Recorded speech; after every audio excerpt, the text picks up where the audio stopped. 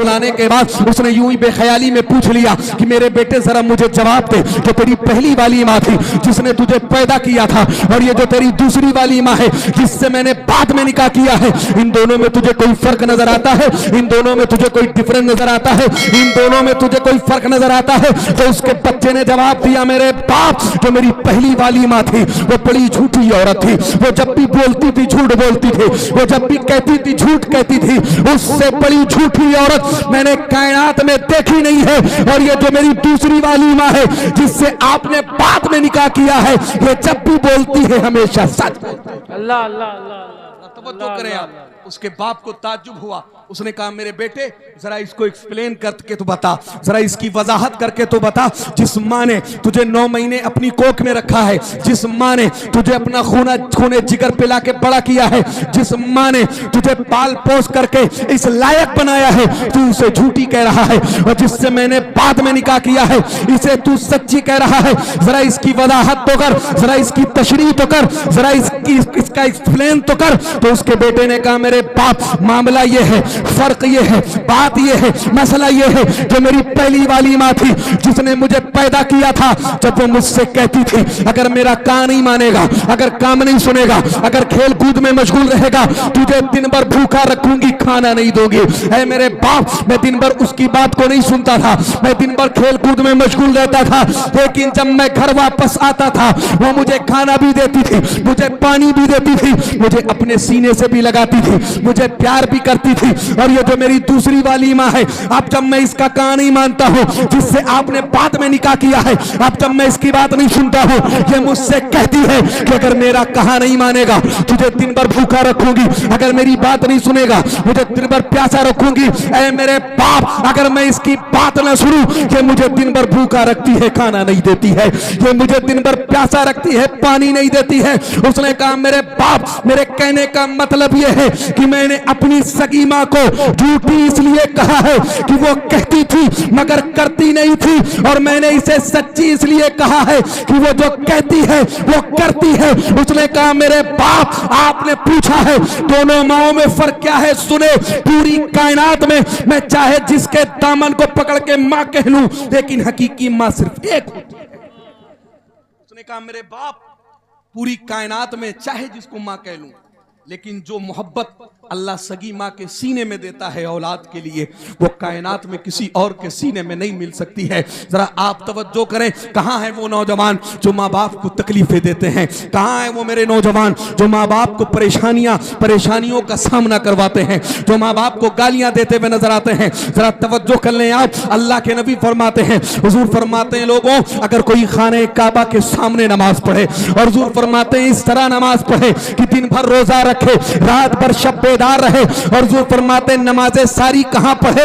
मकाम इब्राहिम के करीब पढ़े, जहां नमाजें कबूल होती हैं, जहां इबादतें कबूल होती हैं। और हुजूर फरमाते इसी आलम में वो मर जाए, लेकिन अगर उसके माँ बाप उससे नाराज हैं तो उसकी जिंदगी भर की इबादतों को अल्लाह उसके मुंह पे मार देगा, और माँ बाप की नाराजगी की वजह से अल्लाह उसको जहन्नम की आग में जलाएगा। अल्लाह अल्लाह अल्लाह अल्लाह, बहुत देखें, माँ बाप इस अजीम नेमत का नाम है। इसीलिए मैं हमेशा कहता हूं लोगों, अगर तुम्हें किसी की दुआ लेनी है तो अपने माँ बाप की दुआएं लो।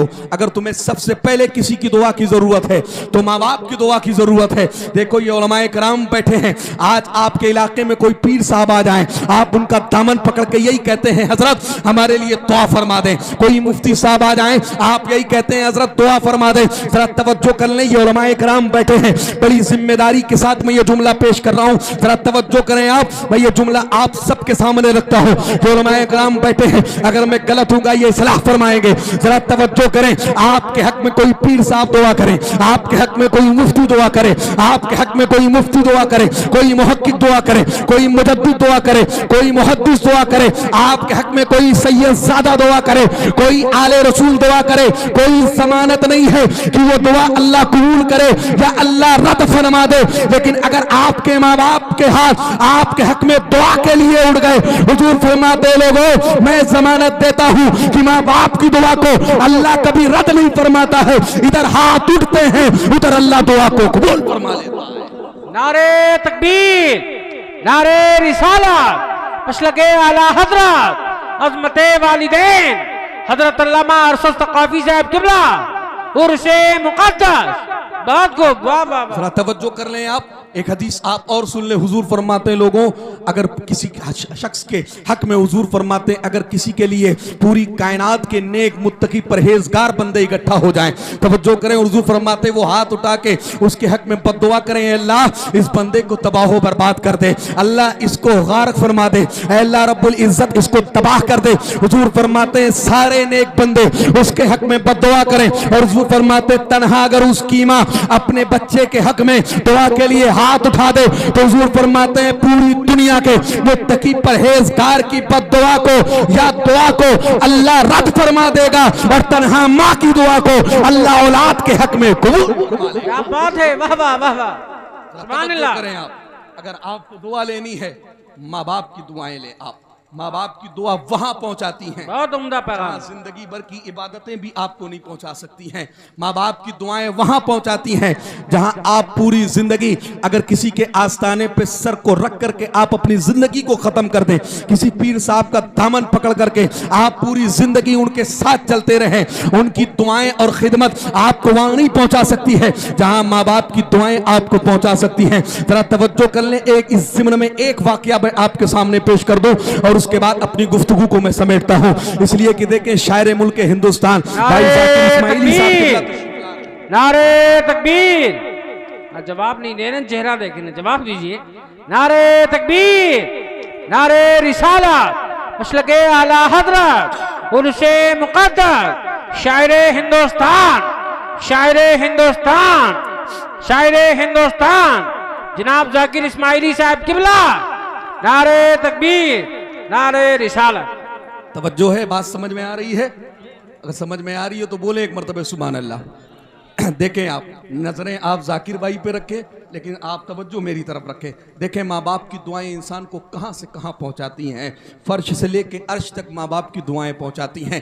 याद रखें, आप जिंदगी में जो जायज़ मकाम चाहते हो आप अपने माँ बाप की दुआएं ले लें, अगर उनके हाथ दुआ के लिए आपके हक में उड़ गए तो याद रखें वो मंजिल आप पाते हुए नजर आएंगे। और ये कोई ज़रूरी नहीं है कि आपका बाप मुत्तकी हो, आपका बाप परहेजगार हो, आपका बाप हाजी हो, आपका बाप 5 वक्ता नमाज पढ़ने वाला हो तभी उसकी दुआ कबूल होगी। आपकी माँ तहज्जुद गुजार हो तभी उसकी दुआ कबूल होगी, ऐसा नहीं है। अगर आपका बाप नमाजें नहीं पढ़ता है वो अपने अमाल का खुद जिम्मेदार है, आपकी माँ नमाजें नहीं पढ़ती है वो अपने अमाल की खुद जिम्मेदार है, लेकिन अगर उनके हाथ आपके हक में दुआ के लिए उड़ जाएं तो अल्लाह उनके गुनाहों को नहीं देखेगा, उनके उठते हुए हाथ को देखेगा और उनकी दुआओं को कबूल फरमा लेगा।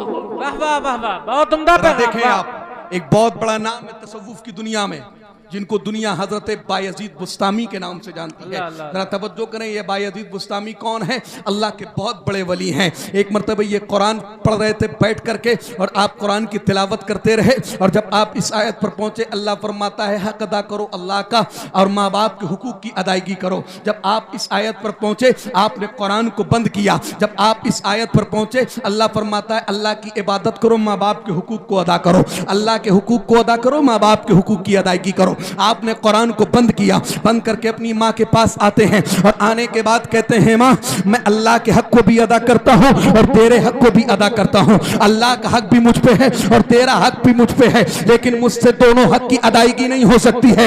मैं तुझसे अर्ज ये करता हूँ कि तू माँ है, अपने हक को माफ कर दे ताकि मैं जंगलों में जाकर के कसरत के साथ अल्लाह की इबादत करूँ। हजरत बायजीद बुस्तामी कहते हैं माँ विलायत में कई मकामात होते हैं, विलायत में एक मकाम है जिसको मकाम हुजूरी कहते हैं। जब ये मकाम किसी वली को मिल जाता है तो फिर अल्लाह का वो बेहिजाब दीदार करता है। अल्लाह अल्लाह अल्लाह, यानी अल्लाह और उस बंदे के दरमियान कोई पर्दा नहीं होता है। हजरत बायजीद बुस्तामी कहते हैं माँ विलायत में वो मकाम मैं चाहता हूँ, लेकिन वो मकाम मुझे घर पे रह के नहीं मिल सकता है। मैं तेरी इबादत भी करता हूँ, तेरे लिए खाने का इंतजाम भी करता हूँ, तेरे लिए पानी का इंतजाम भी करता हूँ, तेरे लिए कपड़ों का इंतजाम भी करता हूँ। कमा हक कहूँ मैं अल्लाह की इबादत नहीं कर पा रहा हूँ, तू मुझे माफ कर दे ताकि मैं जंगलों में जाके कसरत से अल्लाह की इबादत करूँ, अल्लाह की बारगाह में सजदे करूँ। माँ तो माँ होती है, हजरत बायजीद की माँ ने कहा बेटे अगर तुम्हारी यही चाहत है, तुम्हारी रजा इसी में है,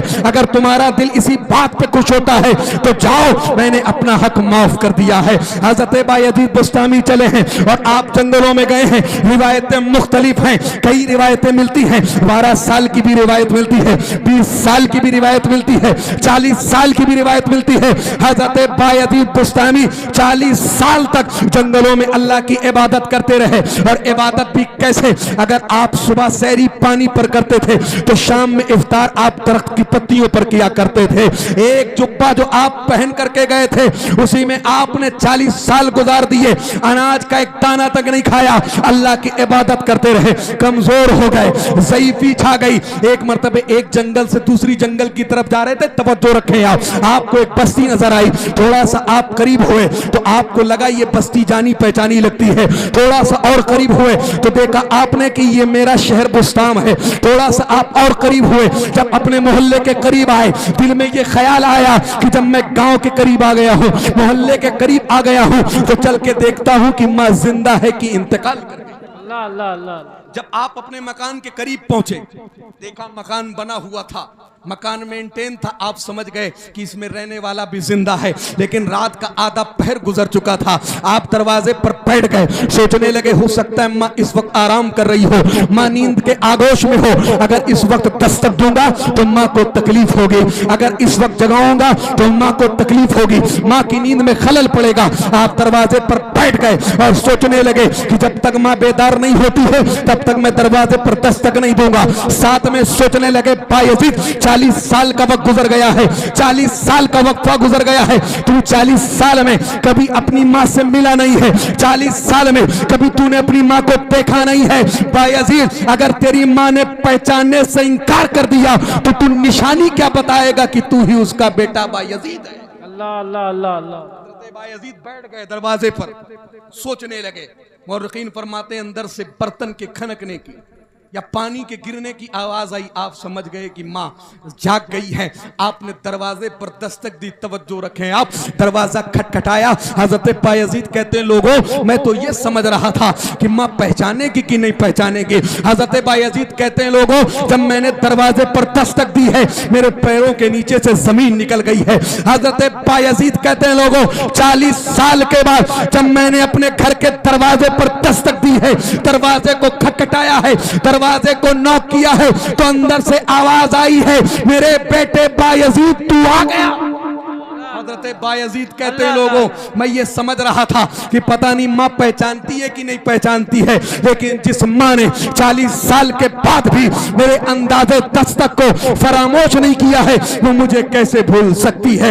हजरत बायजीद कहते हैं दरवाजा खोला है, मैंने देखा मेरी बूढ़ी माँ सामने है। जब मेरी माँ की नजर मेरे चेहरे पर पड़ी है मेरी माँ की आंखों में आंसू आ गए हैं। माँ ने कहा बेटे बायजीद ये तूने कैसी हालत कर ली है, बाल इतने लंबे हो गए हैं, दाढ़ी इतनी तवील हो गई है, इतना कमजोर हो गया है, इतना तू कमजोर और ज़ईफ और लागर हो गया है, जुब्बा भी जगह जगह से फट गया है, तूने ये अपनी कैसी हालत कर ली है। तो बायजीद कहते हैं लोगों मैंने अपनी माँ से कहा माँ 40 साल तक जंगलों में भटकता रहा, 40 साल तक अल्लाह की इबादत करता रहा, 40 साल तक दरख्त की पत्तियों पे इफ्तार किया, पानी पर सहरी किया, कभी अनाज का एक दाना नहीं खाया।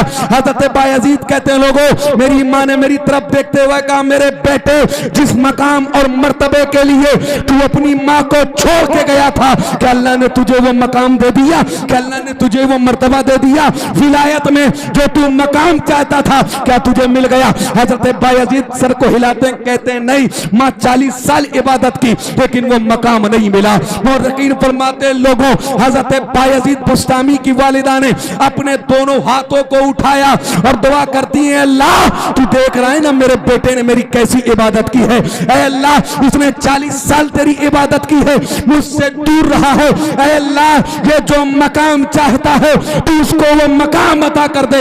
हजरत बायजीद कहते हैं लोगों जो मकाम मुझे 40 साल की इबादत से ना मिला माँ ने एक मर्तबे हाथ उठा के दुआ कर दी अल्लाह ने वो मकाम अता।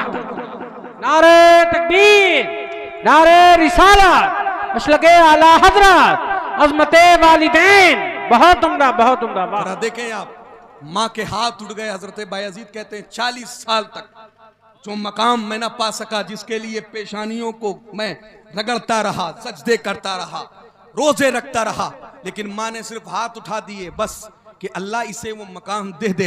हजरत बायजीद कहते लोगों मैंने देखा कि जितने पर्दे थे अल्लाह और मेरे दरमियान सारे पर्दे हट गए और अल्लाह का मैंने बेहिजाब दीदार कर लिया। जरा तवज्जो कर लें आप, अगर आप जिंदगी में कोई जायज मकाम चाहते हैं, आप अपनी परेशानियों का खात्मा चाहते हैं, किसी पीर फकीर की दुआएं आप बाद में लें, पहले माँ बाप की दुआएं लें, इसलिए कि माँ बाप की दुआओं को अल्लाह कभी रद्द नहीं करता है।